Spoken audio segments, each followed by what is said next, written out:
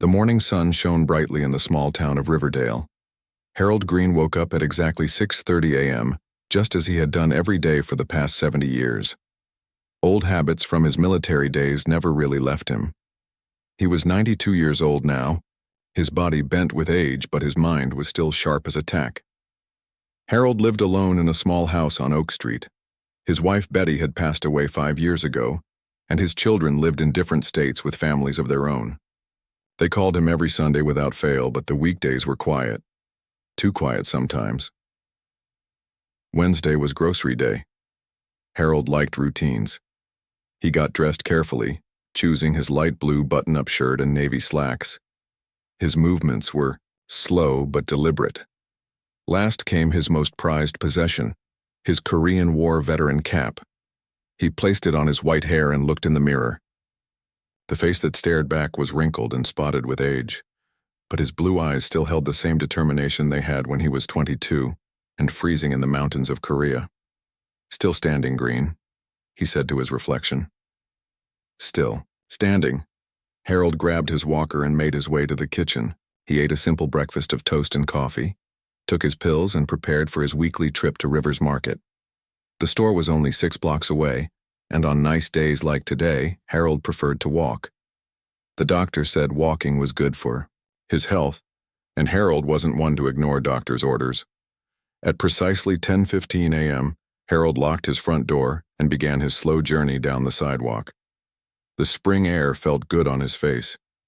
He nodded to Mrs. Patterson, who was watering her flowers, waved at little Sammy riding his bike, and stopped briefly to pet Mr. Gunderson's golden retriever. These small interactions were the highlights of his quiet life. The walk took him nearly 40 minutes, twice as long as it would have taken a younger person, but Harold didn't mind. He wasn't in a rush. Nobody was waiting for him, and he had nowhere else to be. Rivers Market came into view at the end of Main Street. It wasn't a big store, but it had everything Harold needed. He gripped his walker more firmly as he approached the parking lot. The pavement was uneven in spots, and he had to be careful. Near the entrance to the store, 4 teenage boys were hanging out. Harold recognized them vaguely as local kids, but didn't know their names. They wore baggy jeans and t-shirts with logos Harold didn't understand. One boy had his cap on backwards, which always struck Harold as odd. In his day, you wore a cap properly, or not at all. Harold didn't pay them much mind. Teenagers were often loud and took up space, but they were just young folks with energy to burn. He had been young once too, though it seemed like a lifetime ago. As Harold got closer to the store entrance, he noticed the tallest boy looking his way. The boy nudged his friends and whispered something that made them all laugh. Harold felt a small knot form in his stomach. He had seen that look before, the look of someone about to cause trouble just for the fun of it. The tall boy stepped forward. His name was Zach Phillips, though Harold didn't know that. Zach was 17, a junior at Riverdale High with average grades and above-average popularity. He wasn't a bad kid, not really, but he wasn't a kind one either. He existed in that gray area of adolescence where showing off for friends often trumped good judgment. "Hey, old-timer," Zach called out. "Race you to the door." His friends, Ethan Brooks, Chris Fowler, and Ryan Jacobs, laughed at this. Harold just kept walking, eyes focused on the automatic doors ahead. Zach stepped directly into Harold's path, forcing the old man to stop. "Excuse me, young man," Harold said, his voice soft but clear. He had commanded men in battle once. He had given orders that meant life or death. Now he just wanted to buy his groceries in peace. "Excuse me, young man," Zach mimicked in a shaky voice, making his friends laugh harder. "What's the rush, Gramps? Hot date waiting?" Harold looked up at the boy, meeting his eyes directly. "I'd like to pass, please," he said simply. People were starting to notice the interaction. A woman loading groceries into her car paused to watch. A store employee collecting carts slowed his pace. "What's with the hat?" Zach asked, reaching out to flick the brim of Harold's Korean War veteran cap. "You really fight in a war, or you just wear that for attention?" Harold's jaw tightened. "Chosen Reservoir, 1950, now please let me pass." For a moment it seemed like Zach might step aside. Something in the old man's eyes made him hesitate. But then he heard Chris snicker behind him, and the moment passed. "My grandfather says Korea wasn't even a real war," Zach said. Though this was a lie. His grandfather had never said any such thing. In fact, Zach's grandfather had never served in the military and rarely spoke about war at all. Harold didn't respond. He tried to maneuver around the boy, but his walker made it difficult to change direction quickly. I said, "Was it even a real war?" Zach repeated louder this time. "Every war is real to the people who fight in it," Harold replied. His hands were starting to shake. Not from fear, but from a combination of age and the effort of standing in one place too long. Zach glanced at his friends, making sure they were still watching, still impressed. This was the problem with being 17 and unsure of yourself. Sometimes you did stupid things just to feel like you mattered. "Well, if you fought in a war, you should have better reflexes," Zach said. And then he did it. A push. Not a violent shove, but a firm push against Harold's shoulders. It wasn't meant to hurt, just to humiliate, just to get a laugh. But to a 92-year-old man with arthritis and balance problems, it was enough. Harold felt himself falling backward. His walker slipped away from him, clattering to the ground. His arms windmilled briefly, a desperate attempt to regain balance, but gravity won as it always does. Harold Green, who had survived the frozen hell of Chosin Reservoir, who had carried wounded comrades through enemy fire, who had built a life and a family and endured the slow losses that come with age, fell hard onto the pavement of the Rivers Market parking lot. The pain was immediate, a sharp stab in his hip, a burning scrape on his palms. But worse than the physical pain was the humiliation. Harold had always promised himself he wouldn't end up helpless on the ground. He had nightmares about falling and not being able to get up, about losing the independence that he clung to so fiercely. And now here he was, on the hard pavement, looking up at 4 teenage boys who were laughing at him. "Oh shit," Ethan said, still laughing but with a hint of concern. "You think he broke something?" "Who cares?" Ryan replied. "He's like 100. Everything's probably already broken." Zach was laughing the loudest, high-fiving Chris as if he'd done something impressive instead of picking on someone who couldn't fight back. "What's the matter, old-timer?" Zach taunted. "Can't keep your balance?" Harold didn't answer. He was focused on trying to sit up, to maintain some dignity in an undignified situation. His hip throbbed and his hands stung where they had scraped the ground. But what hurt most was his pride. He had faced down enemy soldiers with nothing but a rifle and his wits. He had survived sub-zero temperatures that froze men solid where they stood. He had buried friends and a wife and somehow kept going. And now this, pushed to the ground by a boy who had no idea what sacrifice meant. People were gathering now. A woman with a phone, a store employee rushing over, a retired nurse exclaiming in concern. And in the distance, though no one noticed it yet, a truck driver with a military sticker on his bumper was speaking urgently into a CB radio.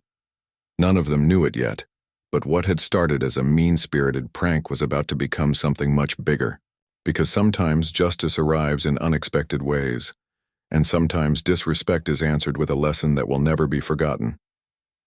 Harold Green closed his eyes briefly, fighting back tears of frustration.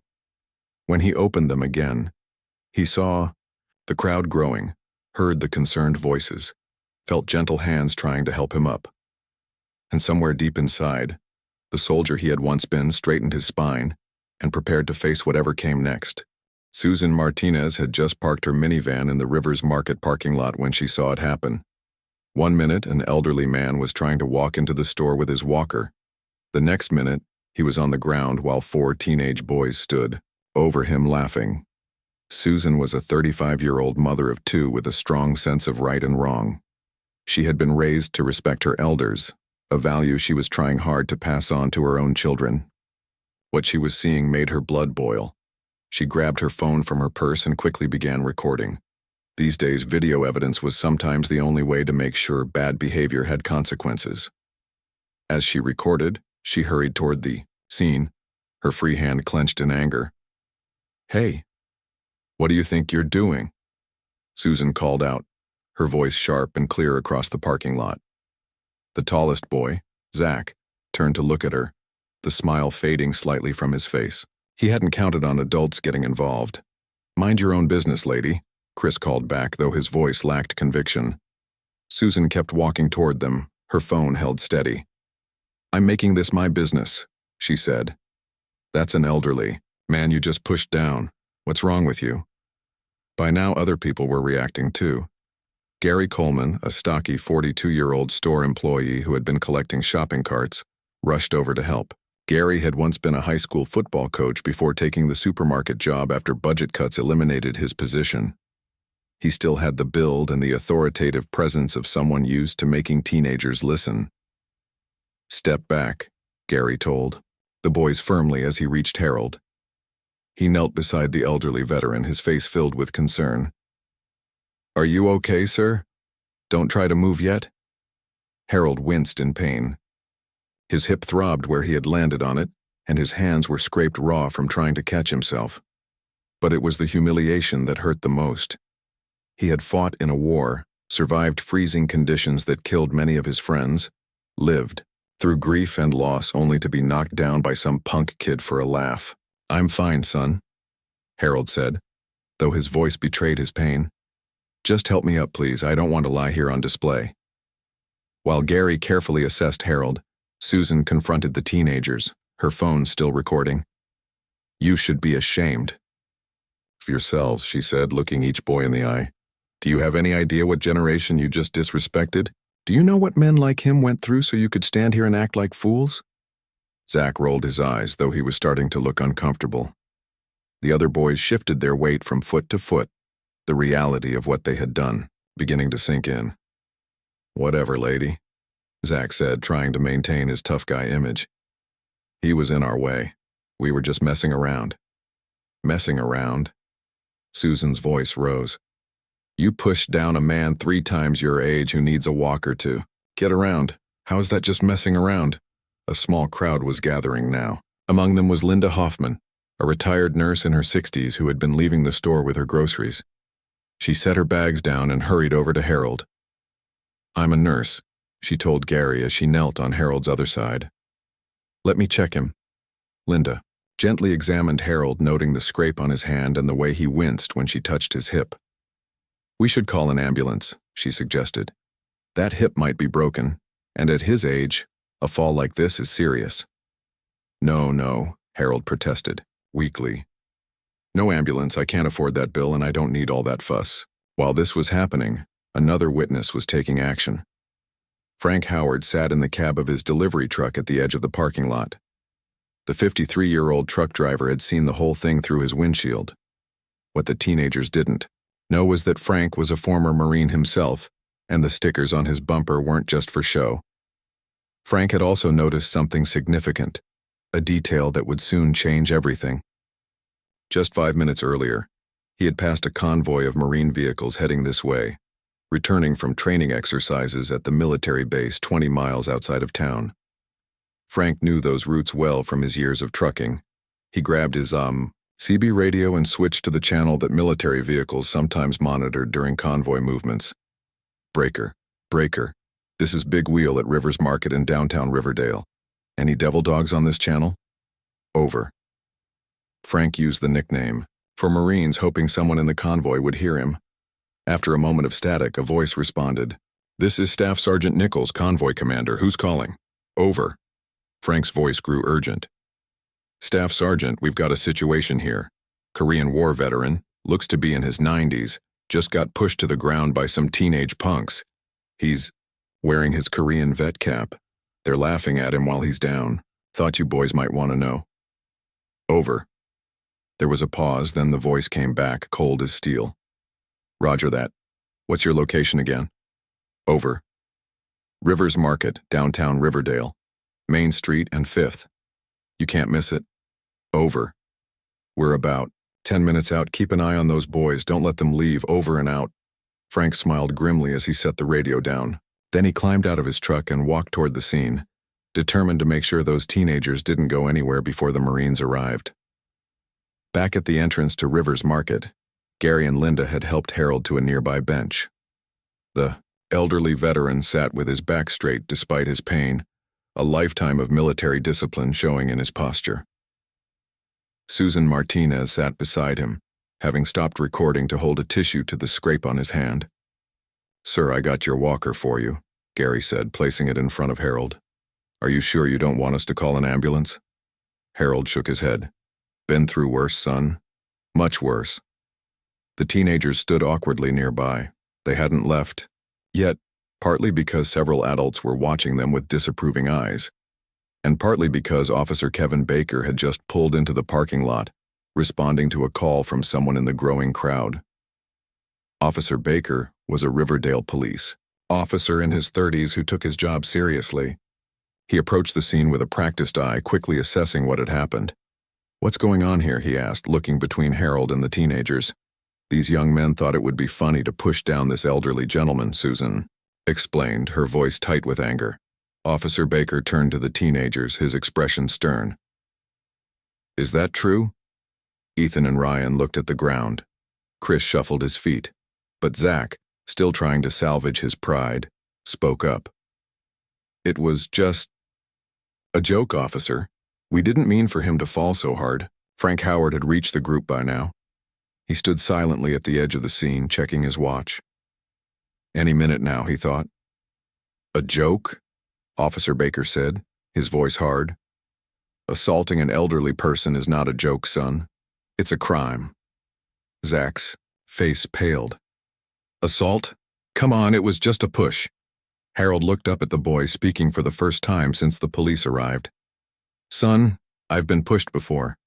By North Korean soldiers and Chinese troops in weather so cold it froze men where they stood. That was no joke then, and this is no joke now." A hush fell over the group at Harold's words. Even Zach had nothing to say to that. In the silence, they all heard it, the distinct rumble of heavy military vehicles approaching. Frank Howard smiled to himself. Right on time. Officer Baker looked toward the sound, confused. "What's that?" Frank stepped forward. "That, officer, is what happens when you mess with one of our own."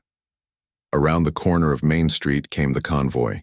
3 Humvees and 2 transport trucks, all in olive drab with Marine Corps insignia clearly visible. The vehicles moved with purpose, turning into the Rivers Market parking lot in a coordinated formation that spoke of military precision. The teenagers watched with growing unease as the convoy rolled to a stop, surrounding the area in front of the store where they all stood. The engines went silent, and for a moment nothing happened. Then, like a choreographed dance, the doors opened simultaneously. Marines in uniform emerged from each vehicle, 23 in all, with expressions that could have been carved from stone. Staff Sergeant Alan Nichols was the first to approach. At 34, with 3 tours in Afghanistan behind him, Nichols carried himself with the quiet confidence of a man who had faced death and wasn't impressed by much else. He walked directly to where Harold sat, ignoring everyone else for the moment. The crowd parted to let him through, sensing that something important was about to happen. The teenagers, who had been smirking just minutes before, now stood frozen, their faces a mixture of confusion and growing fear. As Staff Sergeant Nichols reached Harold Green, the old veteran looked up, and something passed between them. A recognition that transcended the decades between their services. A brotherhood that only those who have worn the uniform could truly understand. Staff Sergeant Alan Nichols stood before Harold Green, removed his cover, and went down on one knee. This wasn't just respect for an elder. This was one Marine honoring another warrior. "Sir," Nichols said, his voice strong but respectful. "Staff Sergeant Alan Nichols, United States Marine Corps. Are you all right?" Harold straightened his back despite the pain in his hip. Old habits die hard, and the presence of a fellow serviceman brought out the soldier in him. He looked at Nichols with clear eyes that had seen war 7 decades ago. "I've been better, Sergeant," Harold said with a small smile. "But I've been worse too. I'll survive." Nichols nodded, understanding more than words could say. "May I ask where you served, sir?" "Korea," Harold replied, touching the brim of his veteran cap. "Dog Company, 7th Marines at the Chosin Reservoir." Several of the Marines who had gathered close enough to hear this exchanged glances. The chosen reservoir was legendary among Marines. It was one of the most brutal battles in their history. The frozen chosen, Nichols said with deep respect in his voice. You're one of the chosen few. My father served in Korea as well. Fox Company, 1st Marines. Harold's eyes lit up. Fox Company held the Toktung Pass. Without them, none of us would have made it out. Yes, sir, Nichols agreed. 5 days against overwhelming Chinese forces. My father told me those stories my whole life. While they spoke, the other Marines had formed a loose perimeter. Without being told, they understood their mission here. 4 of them now stood behind the teenagers, who were looking increasingly uncomfortable. The rest had spaced themselves around the area, standing at parade rest, faces impassive. The crowd of civilians watched in silent awe. Many had taken out phones and were recording the scene. Officer Baker stood back, sensing that military justice was about to be served in a way his badge could not deliver. Nichols turned to a Marine standing nearby.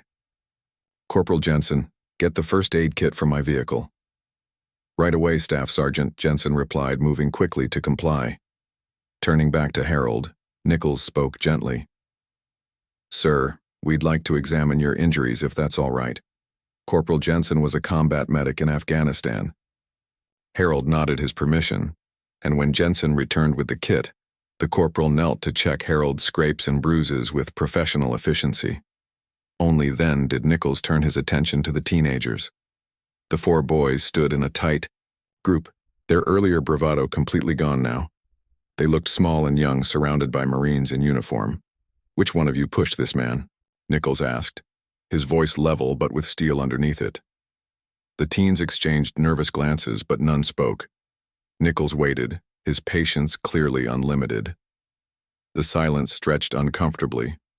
Private First Class Donovan, a young Marine with shoulders like a linebacker, stepped closer to the group. Though only a few years older than the teens, his bearing made him seem from another world entirely. The staff sergeant asked you a question, Donovan said quietly. In the Marines, we answer when an NCO speaks to us.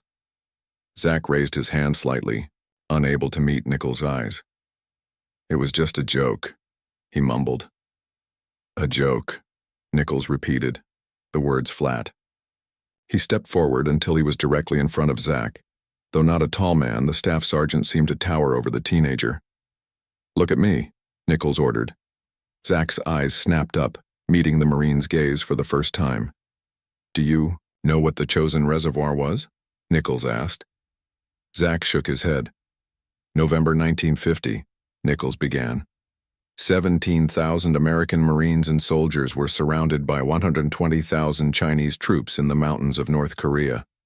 The temperature was 30 degrees below zero, so cold that the frozen bodies of the dead had to be crowbarred off the ground. The teenagers stared at him, the color draining from their faces. For 2 weeks, those men fought their way out, bringing their dead and wounded with them. They never left a man behind, though it would have been easier. They endured frostbite, hunger, and constant attacks. Many lost fingers and toes to the cold. Some lost their lives. Nichols gestured toward Harold. That man survived one of the most brutal battles in American military history. He watched friends die so that people like you could have the freedom to act like fools. The crowd had gone completely silent. Even the everyday sounds of the parking lot seemed muted, as if the world itself was listening. Do you think that's funny? Nichols asked, his voice still calm but filled with intensity. Do you think it's a joke to disrespect a man who sacrificed more before his 20th birthday than you likely will in your entire life? Zach's eyes filled with tears. No, sir, he whispered. Nichols looked at each of the teens in turn. The title of Marine is earned, never given. The same is true of respect. That man earned both, and you thought it was funny to push him down. While this was happening, Corporal Jensen had finished examining Harold. No broken bones that I can detect, Staff Sergeant, he reported, but he should still see a doctor. Bruising on the hip, scrapes on the palms, possible sprain in the left wrist. Nichols nodded his thanks, then turned back to the teenagers. I want each of you to tell me your names. Last name first, like we do in the military." The boys complied, their voices barely audible. Phillips, Zach. Brooks, Ethan. Fowler, Chris. Jacobs, Ryan. Nichols committed each name to memory. "Officer Baker," he called. The police officer stepped forward. "Yes, Staff Sergeant." "Are you planning to charge these young men?" Officer Baker looked at Harold. "Sir, that's your call. They could be charged with assault." The crowd waited for Harold's response. The old veteran studied the four teenagers for a long moment. They looked back at him with fear in their eyes, all traces of their earlier mockery gone. "No," Harold said finally. "No charges. But they do need to learn something from this." Nichols nodded, as if this was exactly what he had expected. "I have a suggestion, if I may." "I'm listening, Sergeant," Harold replied. "First, these young men are going to hear your story, right here, right now. Then, starting this Saturday, they're going to volunteer at the Veterans Center downtown, every weekend for the next month." Officer Baker nodded his approval. "I can arrange that with their parents and the court as community service." Nichols looked at the teenagers. "Do you understand? This is your one chance to make this right." All four nodded quickly, relief mixing with shame on their faces. "Good," Nichols said. He turned to his Marines. "Set up those benches in a circle. These young men are about to get a history lesson they won't get in school." The Marines moved with quick efficiency, creating a small circle of benches. Harold was helped to the central seat, while the teenagers were directed to sit directly across from him. The Marines stood behind them, still and watchful. Frank Howard, the truck driver who had called the Marines on his CB radio, stepped forward. "Staff Sergeant, may I join this circle? I served with the 1st Marines in Desert Storm." Of course, Nichols replied with a nod of respect. Susan Martinez, who had first confronted the teens, spoke up as well. "My father was Army, Vietnam. I'd like to stay too, if that's okay." Soon, a small group of civilians with military connections had joined the circle. Parents and children of service members, veterans from other branches, people who understood the weight of sacrifice. Harold looked around at the faces watching him.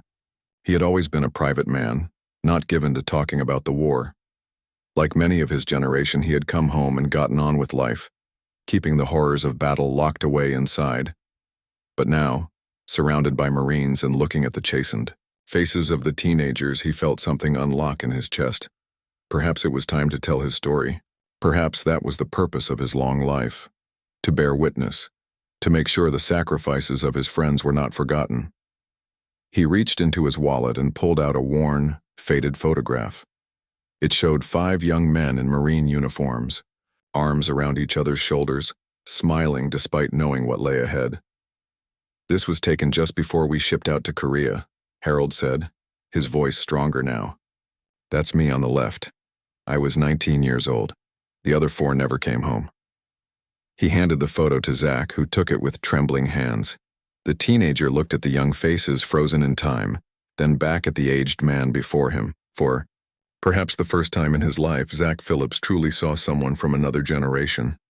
Not as an obstacle or an annoyance, but as a person who had lived and suffered and endured. "I'm sorry, sir," Zach said, his voice breaking. "I'm really sorry." Harold nodded, accepting the apology. Then he took a deep breath and began to speak. "We landed at Wonsan in October 1950, he started. None of us knew what was waiting for us in those mountains. As Harold's story unfolded, the parking lot of Rivers Market faded away. In its place rose the snow-covered mountains of North Korea, the biting cold, the terror and courage of young men far from home. And the Marines stood at attention, bearing witness to a history that belonged to all of them, passed from one generation to the next. For over 2 hours, Harold Green spoke. His voice grew stronger as memories flowed back, some he hadn't spoken of in decades. The teenagers sat still, their eyes never leaving his face. The Marines stood at attention, honoring his words with their presence. "We were surrounded at the Chosin Reservoir," Harold explained, his weathered hands moving as he spoke. "The Chinese came at night, thousands of them. The temperature was 30 below zero. Our food froze solid. The medical supplies froze. Even the dead froze where they fell. Zach Phillips, who had pushed Harold just hours before, listened with growing horror. In school, war had always seemed distant, something in textbooks with dates to memorize. Now it became real through Harold's words. My buddy Joe stepped on a mine, Harold continued. Blew his leg clean off below the knee. I carried him for 3 miles through the snow before we found a medical tent. He died anyway. Infection. We couldn't keep the wounds clean in those conditions. Chrissy. Fowler raised his hand hesitantly. Sir, how did you handle seeing that? Your friend dying. Harold looked at the boy, seeing genuine concern in his eyes. You didn't handle it. You just kept going because stopping meant death. There was no time for grief until later, much later. Harold pointed to his Korean War veteran cap. This isn't just a hat. It's a reminder of the men who never came home. When you mocked this cap, you mocked their sacrifice too. The teenagers looked down, shame burning their faces. We walked more than 70 miles through mountains, fighting the whole way, Harold said. The Chinese were everywhere. We carried our wounded on stretchers made from ponchos and rifle stocks. Marine Corps policy. We don't leave our people behind, not then, not ever. Staff Sergeant Nichols nodded at this, pride evident in his expression. This wasn't just history to the Marines present. It was their heritage, the foundation of their identity as a fighting force. One night, Harold continued, my friend Pete gave me his last pair of dry socks. My feet were starting to show signs of frostbite. He said his feet were fine. He lied. They amputated 3 of his toes when we finally reached safety. Ryan Jacobs, the quietest of the 4 teenagers, spoke up. Why would he do that? Give you his socks when he needed them too? Harold smiled sadly. That's what being a Marine means, son. Looking out for each other. Sacrifice isn't just about dying. Sometimes it's about giving your last pair of dry socks to your friend. The Marines, around the circle, exchanged glances. They understood this truth on a bone-deep level. As Harold spoke, more people had gathered. Shoppers paused their errands to listen. Store employees on break stood at the edges of the circle. Passing drivers pulled into the parking lot, drawn by the unusual sight of Marines in formation around an elderly man and 4 teenagers. When we finally fought our way out, Harold said, only 9 of the 30 men in my platoon were still on their feet. The rest were wounded, dead, or so sick with frostbite and pneumonia they had to be carried. But we made it. We brought everyone out, even our dead. Harold paused, looking at each teenager in turn. That's the legacy you disrespected today. Not just an old man with a walker. A brotherhood forged in conditions you can't imagine. Zach, who had been the ringleader in tormenting Harold, had tears streaming down his face now. I didn't know, he whispered. I'm sorry. I didn't know. That's the problem with your generation, Harold said. But his voice was gentle now, not accusatory. You don't know what came before you, the shoulders you stand on, but that's not entirely your fault. My generation didn't talk about it much. Maybe we should have. Staff Sergeant Nichols stepped forward. Sir, if I may? Harold nodded. Nichols turned to the teenagers. Starting this Saturday, or 800 hours, you will report to the Veterans Center on Pine Street. You'll work there every weekend for the next month. Cleaning, serving meals, and most importantly, listening to the men and women there, learning their stories. Officer Baker, who had been standing nearby throughout Harold's story, added, I'll be speaking with each of your parents. This will be formal community service. If you fail to show up even once, I'll file charges for today's incident, understood? The 4 boys nodded quickly. I want to hear you say it, Nichols insisted. Yes, sir, they replied in unison. Nichols looked at his watch. We need to get back to base. Our training schedule is tight today. He turned to Harold. Sir, can we offer you a ride home?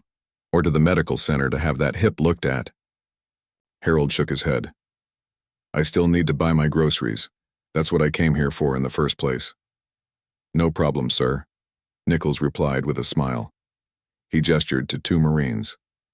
Lance Corporal Bell and Private First Class Martinez will assist you with your shopping and drive you home afterward. Harold started to protest, but Nichols held up a hand. Sir, with all respect, this is non-negotiable. Marines take care of their own. The old veteran smiled and nodded. Very well, Sergeant, I accept your help. Nichols turned to the teenagers one last time. As for you four, before we leave, I want each of you to shake Mr. Green's hand and apologize, properly. Then I want you to help the staff clean up this area. Those benches need to go back where they belong. The boys stood up, looking nervous but determined. One by one, they approached Harold. Ethan Brooks went first. I'm sorry, sir. What we did was wrong. Chris Fowler followed. I apologize, Mr. Green. I was stupid and disrespectful. Ryan Jacobs, still quiet, simply said, I'm very sorry, sir. But his eyes showed he meant it. Finally, Zach Phillips, who had pushed Harold, stepped forward. Unlike the others, he knelt down to be at eye level with the seated veteran. Mr. Green, he said, his voice breaking slightly, I am truly sorry for what I did. There's no excuse. I didn't just disrespect you. I disrespected everything you stand for, everything you fought for. I promise I'll do better. Harold studied the boy's face for a moment, then extended his hand. Apology accepted, son. Now prove you mean it by how you live from today forward. Zach shook Harold's hand firmly, then surprised everyone by asking, Would it be okay if I visited you sometime? Not just at the Veterans Center, but at your home? I'd like to hear more of your stories if you're willing to share them. Harold blinked in surprise, then nodded. I'd like that, young man. My house gets quiet. Company would be welcome. The mood had shifted completely from the tense confrontation of hours before. As the Marines prepared to depart, many in the crowd stepped forward to thank Harold for his service. Some shared stories of their own family members who had served. A few older men identified themselves as veterans and exchanged knowing nods with Harold.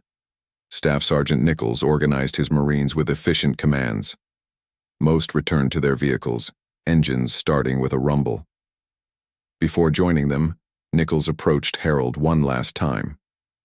Sir, it's been an honor, he said, standing at attention and offering a sharp salute.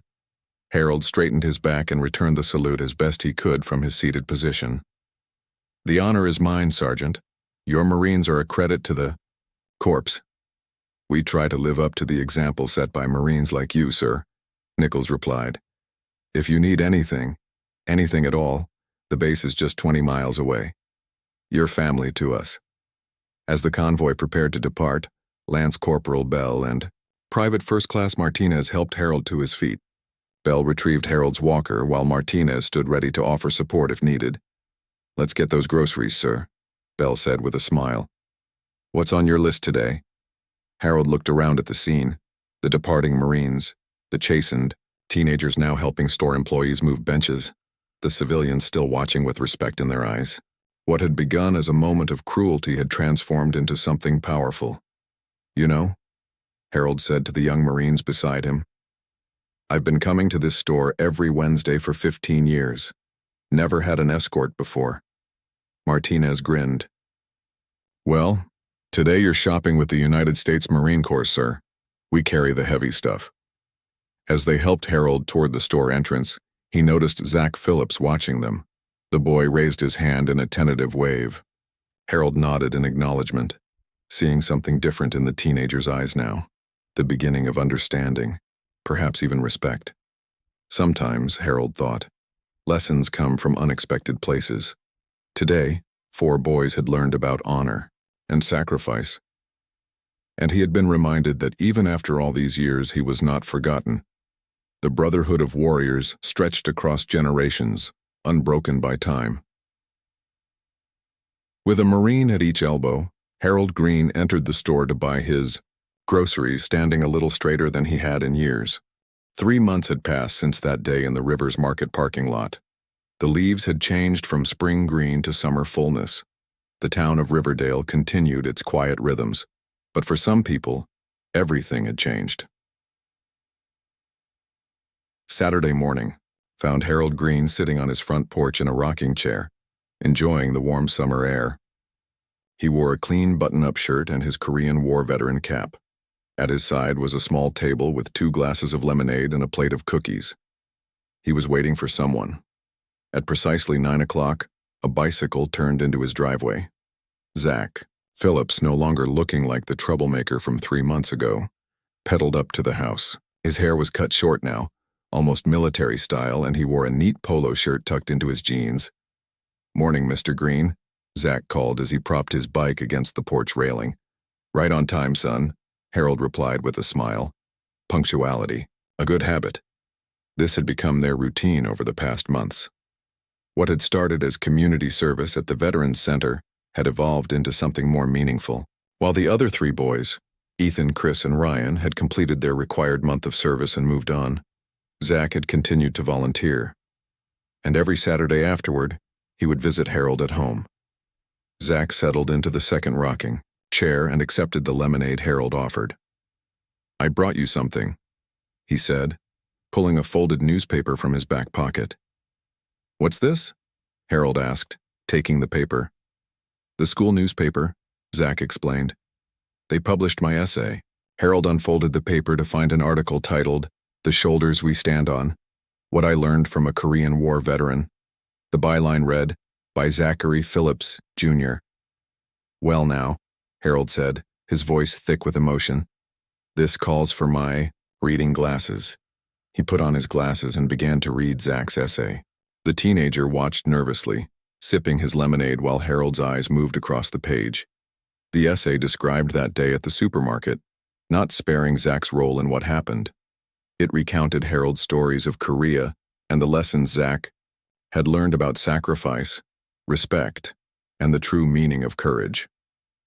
It ended with a call for students to listen to the veterans in their community before it was too late. When Harold finished reading, he carefully folded the paper and took off his glasses. He was quiet for a long moment. "Well?" Zach finally asked. "What do you think?"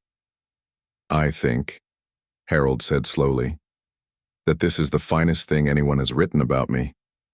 "Thank you, son." Zach smiled, relief washing over his face. "My English teacher wants me to submit it to a national contest for student writing, and the principal asked if you'd be willing to come speak at our school assembly next month. For Veterans Day." Harold raised his eyebrows. "Me? Speak to a school full of teenagers? I don't know about that." "Please consider it," Zach urged. "They need to hear from someone who was actually there, not just read about it in textbooks." Before Harold could respond, a car pulled up in front of his house. It was a Marine Corps vehicle. Lance Corporal Bell stepped out now in civilian clothes rather than uniform. "Mr. Green," Bell called as he walked up the path. "Good to see you again, sir." Harold waved from his porch. "What brings you here today, Corporal?"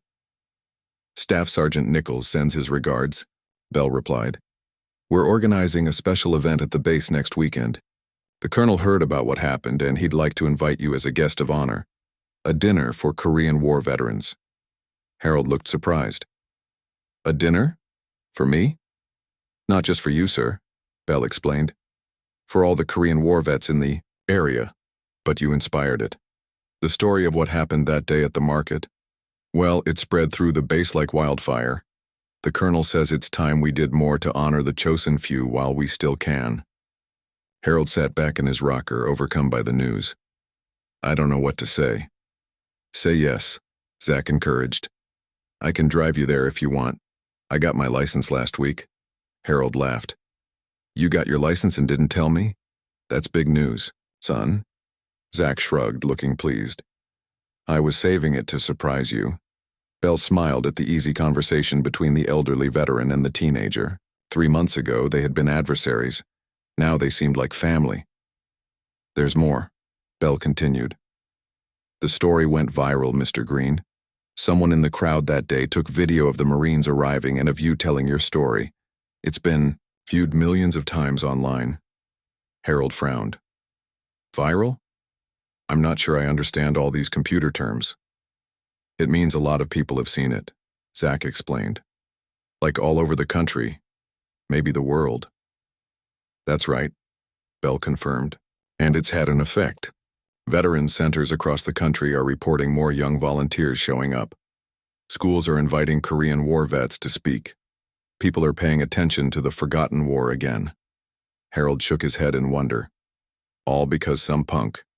Kid pushed me down, he said, giving Zach a wink to show he was teasing. Zach blushed but smiled. Sometimes bad things lead to good changes. That's what you taught me. Belle handed Harold an official invitation to the dinner. We'll send a car for you next Saturday at 5 p.m., unless you'd prefer to let your chauffeur here drive you, he added, nodding at Zach.